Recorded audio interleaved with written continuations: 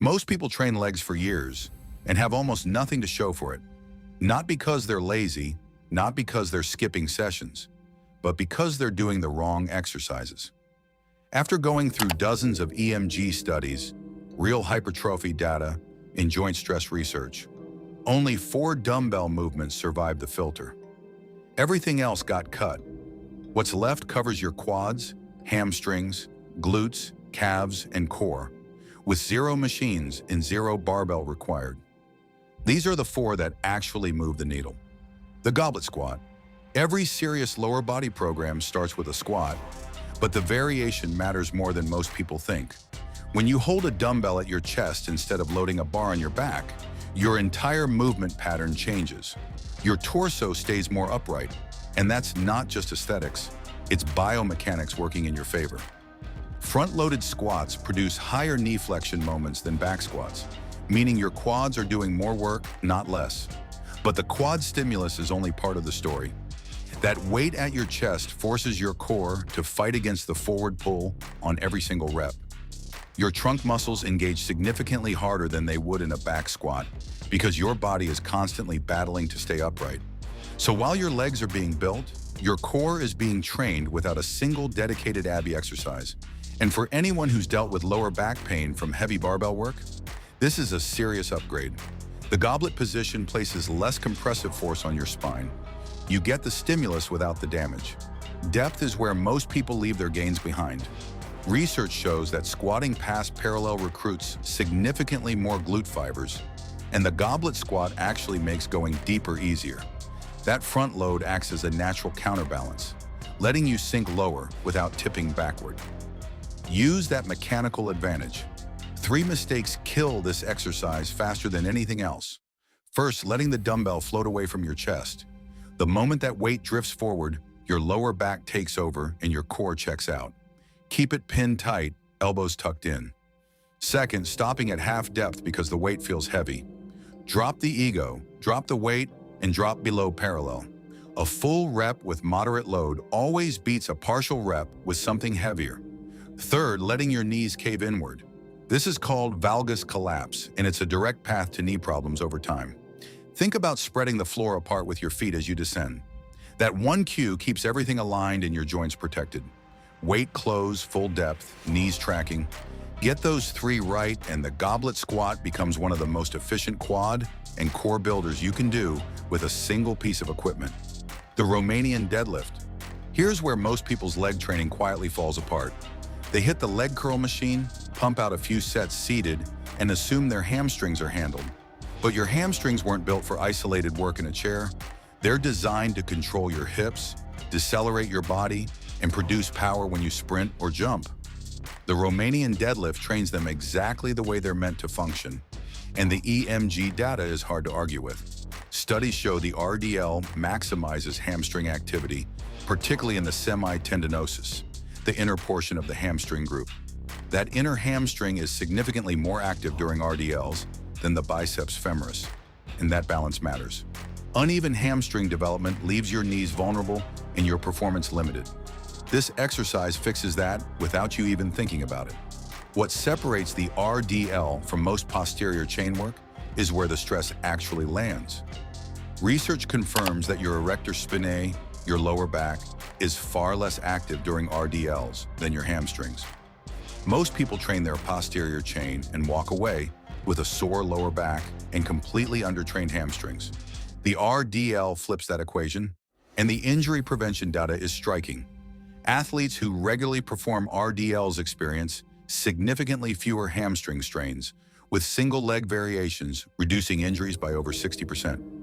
Your hamstrings are most vulnerable when they are lengthened under load.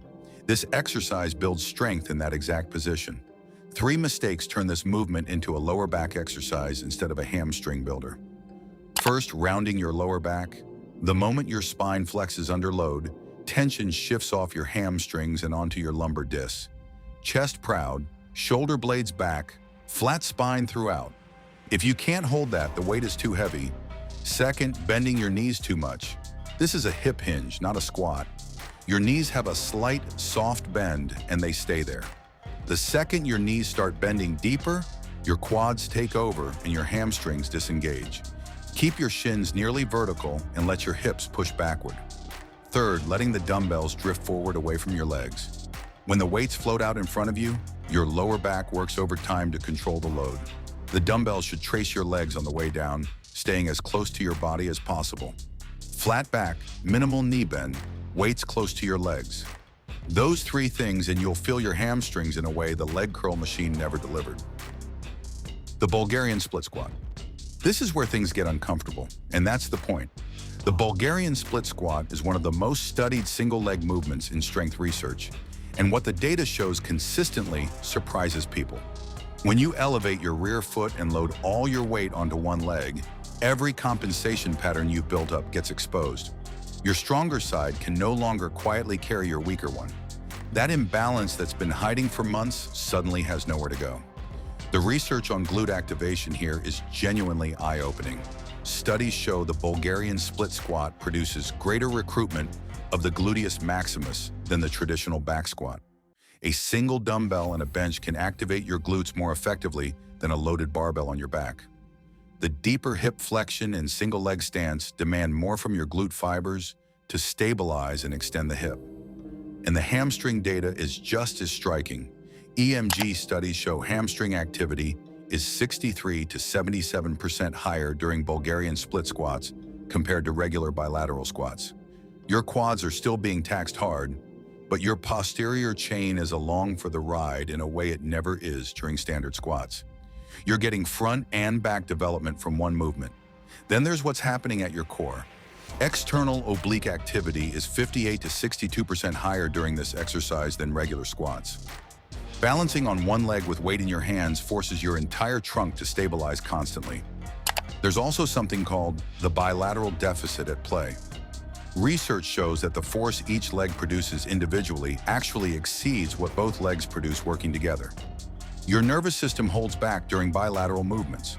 Train one leg at a time and you recruit more motor units, push harder, and stimulate more growth. 3 setup mistakes will sabotage everything. First, standing too close to the bench. When your front foot is too close to your rear foot, your knee shoots forward excessively and the stretch through your hip and glute disappears. Step out further than feels natural. Your front shin should stay relatively vertical at the bottom. If your heel wants to lift, you're still too close. Second, pushing through your back leg. That elevated rear foot is there for balance only. The moment you start driving off it to help yourself stand up, you've defeated the entire purpose. All force should come from your front leg. If your back quad is burning more than your front, something's wrong. Third, rushing the descent. Dropping quickly into the bottom position bleeds tension and turns the movement into a bounce. Lower yourself over 2 to 3 seconds. Feel the stretch at the bottom. Pause for a beat, then drive up with control. Sloppy reps build momentum. Controlled reps build muscle. Get the stance right, keep the work on your front leg, and slow the tempo down. That combination will expose every weakness you have and systematically fix all of them. The standing calf raise. Calves are the most neglected muscle group in lower body training, and it's costing people more than they realize. They're not just an aesthetic concern. They're responsible for every step, every jump, and every explosive movement that originates from the ground up. Weak calves translate directly to weak ankles, poor stability, and compromised power transfer. And the standing versus seated debate was settled definitively by a 2023 study that most people haven't heard about. Over 12 weeks, standing calf raises produced 12.4% growth in the lateral gastrocnemius. Seated managed 1.7%. For the medial gastrocnemius, standing delivered 9.2% growth, while seated produced 0.6%. That's roughly 7 times more muscle growth simply from keeping your legs straight. The reason comes down to anatomy. Your gastrocnemius, the large visible muscle that gives your calf its shape, crosses both your ankle and your knee joint. When you sit and bend your knee to 90 degrees, you shorten that muscle so much it can barely contribute to the movement. This is called active insufficiency, and seated calf raises trigger it on every rep. You're essentially training with your primary calf muscle switched off. Standing changes everything.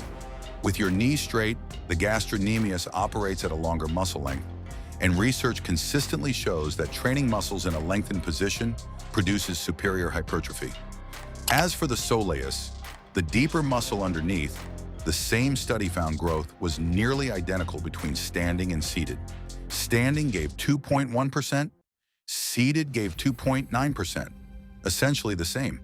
So standing calf raises develop your soleus just as well as seated variations, but they also fully engage your gastrocnemius, which seated raises basically ignore. If you're only doing one calf exercise, the choice isn't close. 3 mistakes explain why most people's calves never grow, regardless of how much volume they do. First, cutting the range of motion short. Bouncing through tiny partial reps, chasing a burn, is the biggest mistake in calf training. Your heels need to drop as far below your toes as possible at the bottom, and you need to drive all the way up to a full squeeze at the top. That deep stretch at the bottom is where the growth stimulus actually lives. Second, using momentum. Calves handle your body weight every single day, which makes them resistant to growth by design. Fast, sloppy reps let them off easy. Take 2 seconds to lower, pause for a full second at the bottom to kill the stretch reflex, then drive up with intent. That pause is the difference maker. It forces your calves to generate force from a dead stop instead of bouncing off stored elastic energy. Third, going too light. Your calves are endurance muscles built for repeated low-level stress. Lightweight and high reps won't force them to adapt. Load up and aim for a weight that makes the last few reps of each set genuinely hard. If 20 reps feels easy, you need more weight. Progressive overload applies here just as much as it does to your squats and deadlifts. How to put it together. The order of these exercises isn't random, and sequencing them correctly determines how much you actually get out of the session. Start with the goblet squat. Your legs are fresh, your focus is sharp, and this movement demands the most energy and coordination. 3 to 4 sets of 8 to 12 reps, heavy enough that the last 2 reps are a genuine fight. Move into the Romanian deadlift next. Your quads are already pre-fatigued, which naturally shifts the focus to your hamstrings and glutes. 3 sets of 10 to 12 reps.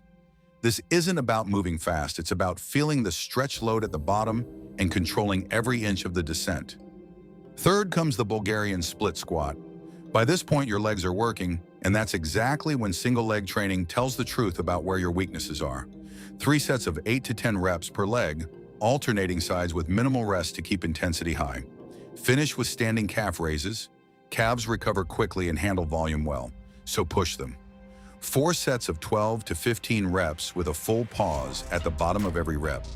You're moving from bilateral to unilateral, compound to isolation, most demanding to least demanding. That structure manages fatigue intelligently and keeps every movement productive. 2 sessions per week is the sweet spot for most people. Hit this on Monday and Thursday or Tuesday and Friday, giving yourself at least 72 hours between sessions. Your muscles grow during recovery, not during the workout itself. And when you can complete all your sets at the top of the rep range with clean form, add weight. 5 pounds on the goblet squat and RDL, 2 to 3 on the Bulgarian split squat. That's progressive overload, and it's the only mechanism that forces real adaptation over time. 4 exercises. Complete lower body development. No machines, no barbell, no wasted time. But your legs are only half of what makes a complete physique. If you want to apply the same research-backed approach to your upper body, the next video breaks down the only 4 dumbbell movements your chest, back, shoulders, and arms actually need. Same filter, same standard, zero fluff.